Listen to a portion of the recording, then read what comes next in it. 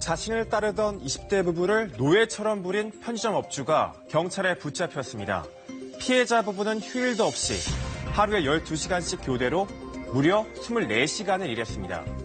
하지만 이들 부부에게 주어진 돈은 한 달에 두 사람이 합쳐 100만 원이 채 안 됐습니다. 최저임금의 절반도 주지 않은 겁니다. 그런데 악덕업주의 만행은 이게 다가 아니었습니다. 피해자 부부 중 남편이 자리를 비운 사이 부인을 성폭행하고 이들 부부의 어린 아들에겐 잔혹한 폭력까지 행사했습니다. 심지어 피해자 명의로 2천만 원 가까이 대출받아 자신이 가로채기까지 했습니다. 엽기적 사건의 전말을 한번 따라가 봤습니다. 악연의 시작은 6년 전으로 거슬러 올라갑니다. 27살 김모 씨는 당시 전기회사에서 직장 동료 이모 씨를 알게 됐습니다. 18살이나 많은 이 씨는 김 씨에겐 삼촌뻘이었습니다. 건장한 체격의 이 씨는 자신을 형님으로 부르라고 하며 은근슬쩍 자신의 어두운 과거를 자랑처럼 말했습니다. 자기를 소개하기를 나 어렸을 때부터 깡패 생활을 했다. 무슨 파에 있었다. 생활을 했다. 이렇게 이야기를 했나 보더라고요. 직장을 관둔 뒤에도 서로 연락하고 지내던 차에 지난 2013년쯤 이 씨가 한 가지 제안을 했습니다. 좀 신경을 쌓고 그러다가 보니까 이제 자기 집으로 이제 옆집으로 이사 오라 해가지고 자신의 집에 방 한 칸을 내줄 테니 함께 살면서 자기 부인이 운영하는 편의점에서 일을 하라는 겁니다. 당시 김 씨 부부는 사정이 나빠져 지낼 곳조차 없던 상황이라 이 씨의 제안은 더없이 반가웠습니다. 그렇게 김 씨는 이 씨의 집에서 숙식하며 편의점 일을 돕기 시작했습니다. 부부가 12시간씩 교대로 성실하게 일했다고 하는데요. 애들 진짜 일 열심히 다 하잖아. 다 애들 너무 열심히 일했다. 내일처럼 했어. 진짜 이쪽으로 겨울 내내 눈 하나 없거든. 하지만 시간이 흐를수록 김 씨는 뭔가 이상한 느낌이 들었다고 합니다.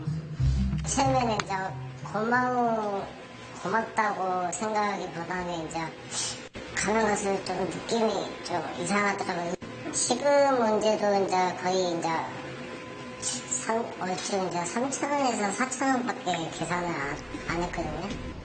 부부가 휴일도 없이 편의점에서 24시간 일하며 사실상 편의점을 꾸려갔지만 받는 돈은 최저시급도 되지 않았던 겁니다. 피해자 부부가 12시간씩 24시간을 교대로 계속 근무를 했어요. 그러면 최저시급으로 따지더라도 한 410만 원? 400만 원 좀 넘는 돈인데 실제로 이 부부가 이것저것 제하고 해서 받은 게 40에서 90만 원 사이라 이거예요. 여기에 가게에서 없어지는 물건값을 김 씨 월급에서 빼가기까지 했습니다. 그렇다고 이 씨가 김 씨 부부에게 숙식을 무료로 제공한 것도 아니었습니다. 김 씨 월급에서 월세 명목으로 얼마를 제하기까지 했습니다. 이 씨는 가끔씩 쓰는 단기 아르바이트생들에게는 최저시급을 주면서 이 부부에게만 유난히 가혹했습니다. 게다가 김 씨 부부를 대하는 태도도 시간이 가면서 달라졌는데 인근 주민들도 뭔가 문제가 있다고 생각할 수준이었습니다. 많이 하고 먹는 것도 많이 비싸고 날 지난 거. 내 시간 타임 지나면 그걸로 거의 때우고 그거 먹는 것도 못마땅히도 하고 하늘에서는 진짜 하루도 안 쉬었어요. 하루도 안 쉬고 쉬는 날이 없었어.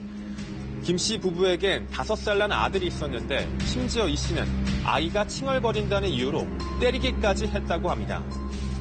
일반 성인 때리듯이 이제 때렸고 이제 뭐 빵도 때리고 머리채 잡고 이제 바닥에다 집어 던지고 발 뒤꿈치로 애기 머리 찍고 방구 큐대가 있어요. 그걸로 주로 많이 때렸어요. 하지만 김 씨는 과거 조직폭력배였다던 이 씨가 무서웠고 딱히 갈 만한 것도 없어 항의조차 하지 못했다고 말합니다. 그리고 그럴수록 이 씨의 행동은 점점 더 도를 넘어섰습니다. 잠깐 자리 비우고 나면 이렇게 추행을 좀 많이 했다더라고요. 너 연희한테 말하면 너 여기서 못 살 것이다. 이런 식으로 이야기를 하니까 말을 못했던 거예요. 계속 참았던 거죠. 급기야는 남편 김 씨가 출근한 사이 이 씨는 김 씨 부인을 성폭행하기까지 했다는 겁니다. 이런 상황이 계속되던 차에 경제권을 가지고 있던 이 씨의 부인이 집을 나가는 일이 벌어졌습니다. 그러자 궁핍해진 이 씨는 김 씨에게 대출을 받자고 제안했습니다. 김 씨는 거절했지만 김 씨의 신분증을 가지고 있던 이 씨는 이를 이용해 김 씨 명의로 대부업체에서 1,800만 원을 대출받았습니다. 심지어 김 씨 신분증으로 휴대전화를 4대나 개통해 이를 팔아치기까지 했습니다. 뒤늦게 이 사실을 알게 된 김 씨는 현재 망연자실한 상황. 편의점에서 일하고 있는데 이제 한 달치 이자값을 안 내서 쫓아왔다고 사채업자가 쫓아갖고 알게 됐거든요. 이 씨는 돈을 모두 스포츠 도박에 탕진하고 잠적했습니다. 결국 김 씨는 이 사실을 경찰에 알렸고 이 씨는 경찰에 붙잡혔습니다. 제가 그것도 빚이 있어서 그렇게 된 것뿐입니다. 별건 아니고 죄송하게 됐습니다.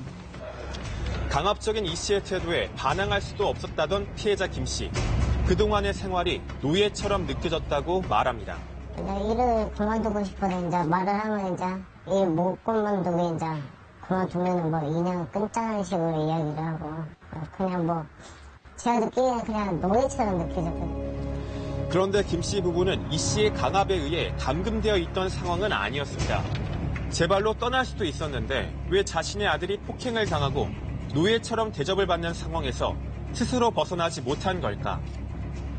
자신들이 오갈 데가 없는 상황에 놓여지게 된다라는 어렸던 두려움이 있었을 것이고 또한 그런 행동들이 반복되다 보면은 학습된 무기력 상태에 빠지게 되면 결국은 빠져나올 수 있는 상황에서도 모든 것을 포기하는 상황에 되게 되는 거죠. 경찰은 이 씨를 구속하고 피해자 부부의 임금을 착취한 혐의로 이 씨의 아내 35살 채모 씨도 광주지방고용노동청에 고발했습니다.